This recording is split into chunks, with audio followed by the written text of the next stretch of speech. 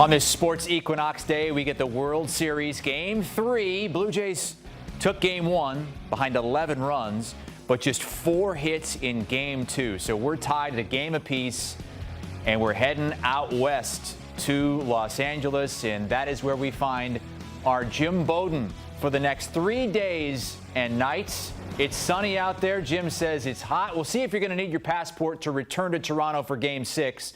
Unless somebody wins all 3 of these games, you're definitely going to be doing that. Jim, Max Scherzer is on the mound for Toronto. He's going to set a record. 4th different World Series start for a 4th different team. Question is, are you giving more of an impact in this game to his World Series history or his recent history now at the age of 41? Well, you got to look at the World Series history, right? Because at age 41, he's a shell of what he was like in the other 3 World Series appearances. Keep in mind, the regular season just 5-5 with a 5.19 ERA, Chris. And when you look at what happened in the LCS against Seattle, he battled to get into the 6th inning.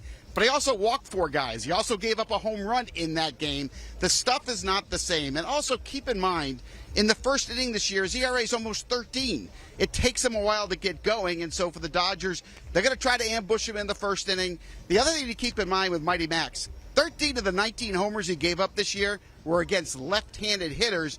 And, of course, we all know future Hall of Famers Shohei Ohtani and Freddie Freeman will be probably facing him in that first inning, along with Mac Muncy later in the game. So a big challenge ahead for Mighty Max. I'm not expecting him, Chris, to go more than 3 or 4 innings, to be honest, before Toronto goes to that great bullpen they have. But I know one thing. I'll never bet against Max. I've watched his whole career. I've watched the 3 Cy Young Awards, so I won't bet against him. Might be seeing more out of the other pitcher, Tyler Glasnow, who has been mowing guys down in the postseason. He's got some World Series history, though, too, and it's more on the demon side of things. For the Rays, 5 years ago, 0-2, an ERA near 10. Do you think that's going to be in his mind when he takes the ball? No, that's not the Tyler Glasnow I've been watching this postseason. In fact, he's made 3 appearances, gone 13 to third innings, given up 1 run with 18 punch-outs. He's been dominating. How does he do it? It's the breaking balls, both of them, right? The slider, opposing batters hitting 188 against. The curveball, I hit 104 against him. But the key for him is he's got to fill up the strike zone early. We've all watched the Blue Jays this series. They grind at bats. Their whole goal is, can I get his pitch count up so I can get to their bullpen? We got to get to their bullpen. So for Tyler, the key is early count outs, throw strikes early, and use those breaking balls more than you ever have before.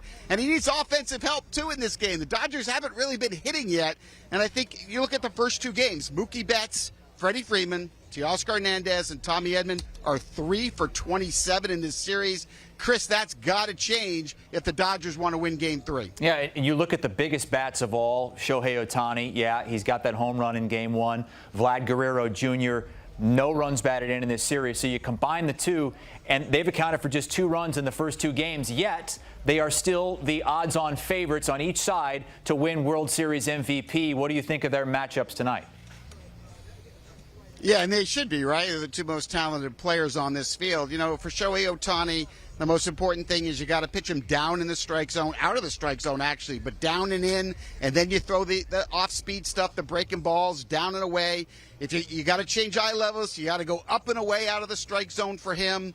You got to be careful, because if you get something middle up, he'll crush it and hit the ball a ballpark. On the other side, though, you just can't let Vladimir Guerrero Jr. beat you. And I think that's the one thing the Dodgers pitching staff has to look at. If they lose, okay, you lose, but you can't let Vladdy Daddy beat you. If that means pitching around him, if that means walking him, that's what you have to do. Well, you look at the numbers in World Series history, and if it's a series tied at a game apiece and the road team wins that Game 3, they go on to win 75-76% of the time. What do you expect to see tonight? Yeah, I mean, look, I'm going to favor the Dodgers in this game because I like Tyler Glasnow more than I like Scherzer, the way Scherzer's been pitching right here. And I think the Dodgers' offense is due to break out, right? They weren't swinging the bats well in the previous 2 series, so I think they're ready to break out. So I like the Dodgers going up 2-1 tonight, Chris. All right, Jim says it's hot out there. It's the last time we're going to see him in the sport coat. Going to be shedding that for tomorrow. He says it's going to be upwards of 90 degrees during the day. Interesting to see a World Series game start in the sun. Jim Bowden covering it for us out there in Los Angeles. He'll be there for Game 3, 4, and 5 over the next 3 nights.